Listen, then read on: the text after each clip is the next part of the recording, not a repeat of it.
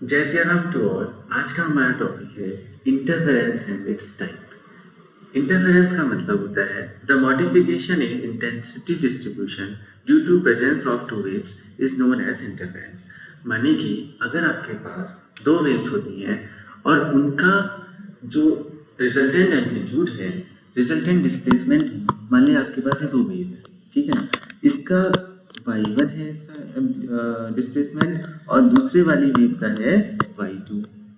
तो हमने इससे प्रीवियस वीडियो में बताया है कि प्रिंसिपल ऑफ सुपरपोजिशन से जो y equal to y1 plus y2 हो जाता है।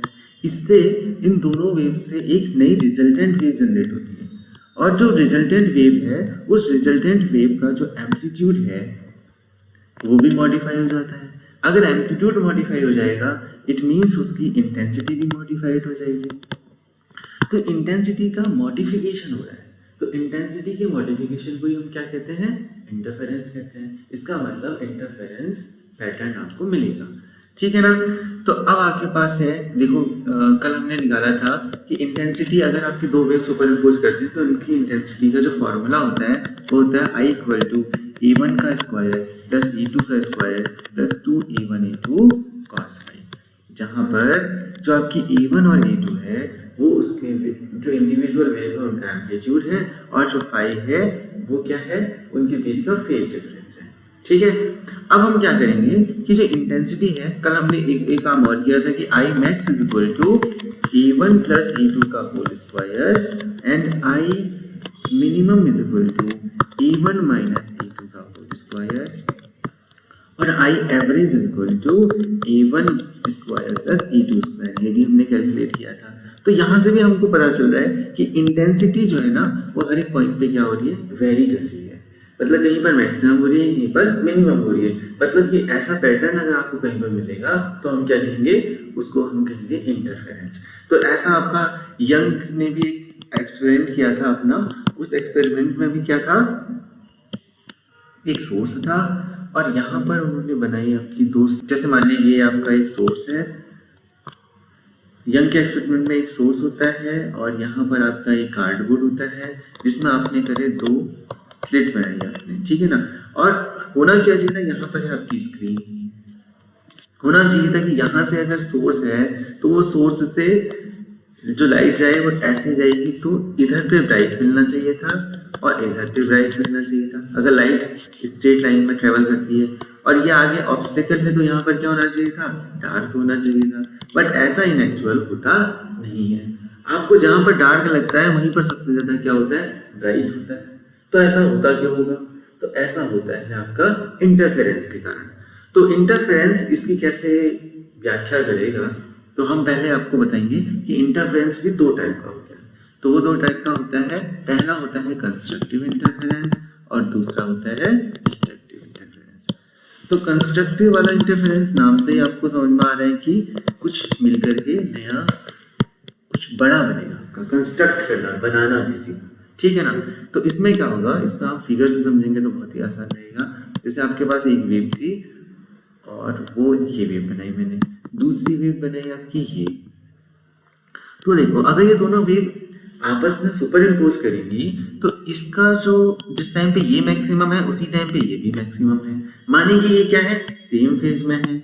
और अगर कोई भी दो वेव सेम फेज में सुपर इम्पोज करेंगी तो उनका जो रिजल्टेंट इंटेंसिटी है वो क्या हो जाएगी, आपकी ज्यादा हो जाएगी।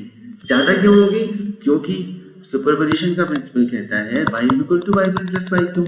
और यहाँ से हमने कल परसों कैलकुलेट किया था कि जो एम्पलीट्यूड आता है वो आता है, अगर a मैक्स अगर आप निकालना चाहें तो निकाल सकते हैं a1 प्लस a2 और a मिनिमम होता है आपका a1 माइनस a2। और a मैक्स की कंडीशन क्या है कि जब दोनों सेम फेज में होते हैं। तो देखो दोनों सेम फेज में थे तो दोनों का एम्पलीट्यूड क्या हो जाएगा, ऐड हो जाएगा। तो जो नई रिजल्टेंट वेव आएगी वो कुछ ऐसी होगी, उसका एम्पलीट्यूड क्या हो जाएगा, कुछ ज़्यादा हो जाएगा और ये वैल्यू क्या हो जाएगी आपकी a1 प्लस a2 हो जाएगी।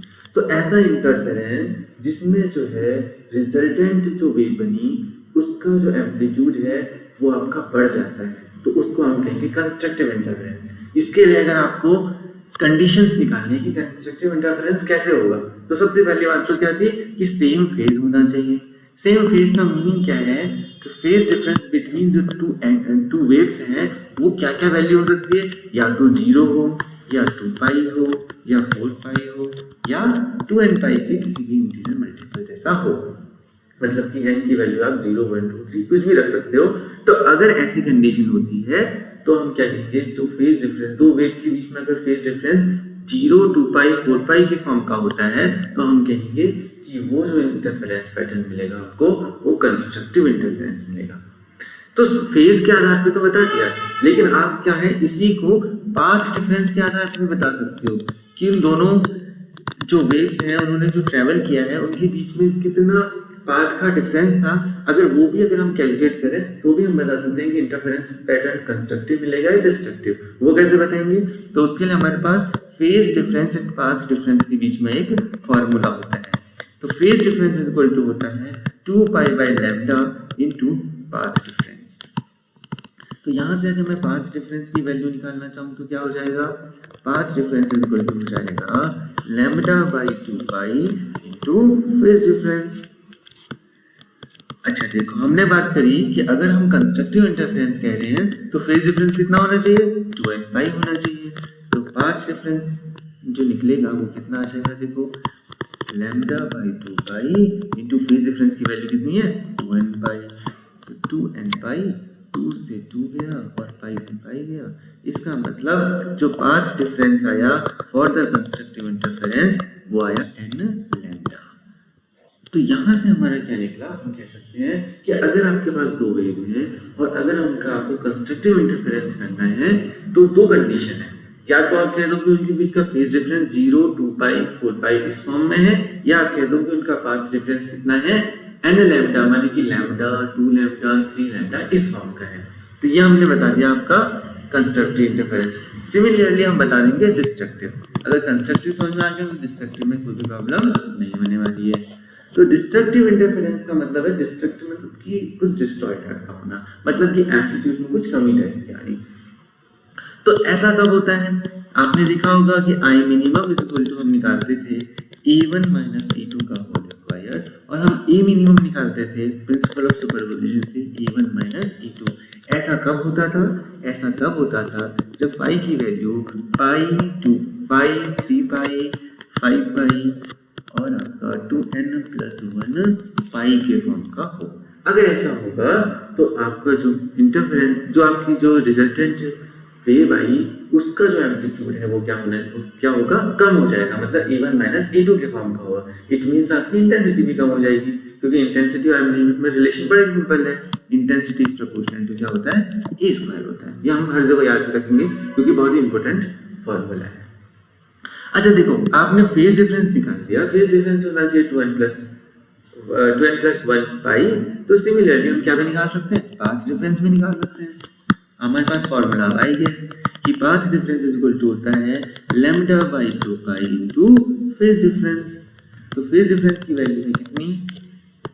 Lambda by 2 pi. Phase difference की वैल्यू है 2n प्लस 1 पाई। जो पाई की वैल्यू पाई से गई तो हम कह सकते हैं जो पाथ डिफरेंस है फॉर द डिस्ट्रक्टिव इंटरफेरेंस वो हो जाएगा आपका 2n प्लस 1 लैम्डा बाई 2 हो जाएगा। और इसका अगर मैं कोई फिगर बनाना चाहूँ तो कैसे बनाऊंगा? देखो, अगर आपके पास एक वेव है ये, इसका एम्पलीट्यूड मैंने मान लिया a1 है, और एक वेव मैंने बनाई और इसका थोड़ा सा मैं छोटा बना देता हूँ एम्पलीट्यूड, इसका एम्पलीट्यूड है आपका a2। तो जो नई वेव आएगी वो कैसे आनी चाहिए आपकी? अच्छा, एक चीज गलत हो गया इसमें। गलत ये हुआ कि दोनों वेव सेम फेज में नहीं होनी चाहिए। अभी हमने जो बना दिया वो क्या हो गया? सेम फेज में वेव हो गई है। सेम फेज में वेव नहीं होनी चाहिए, क्योंकि अगर सेम फेज में हो जाएगी तो कौन सा इंटरफेरेंस हो जाएगा? कंस्ट्रक्टिव इंटरफेरेंस हो जाएगा। तो हमको इस वेव को थोड़ा सा मॉडिफाई करना पड़ेगा और इस वेव को बनाना पड़ेगा डिस्ट्रक्टिव के लिए ऐसी वेव जिनके बीच का जो फेज डिफरेंस हो जाए वो कितना हो जाए? पाई हो जाए, या हो जाए आपका, तो मैं इसको बना दे रहा हूँ पाई, 3 पाई इस फॉर्म में। तो मैं इसको बना दे रहा हूँ कुछ ऐसा, ये आपका इस टाइप। तो अब देखो, इसका जो इस पॉइंट पे ये जो पार्टिकल है ऊपर मूव कर रहा है और ये नीचे, मतलब कि इन दोनों का फेज क्या है? जस्ट अपोजिट है। तो ये हो जाएगा आपका E2। तो जो नया वेव जनरेट होगी वो बन जाएगी कैसी, वो बन जाएगी आपकी ऐसी, क्योंकि ऊपर का एम्पलीट्यूड थोड़ा ज़्यादा था, फिर ये थोड़ा ऐसे हुआ, तो ये बन जाएगा आपका ऐसे।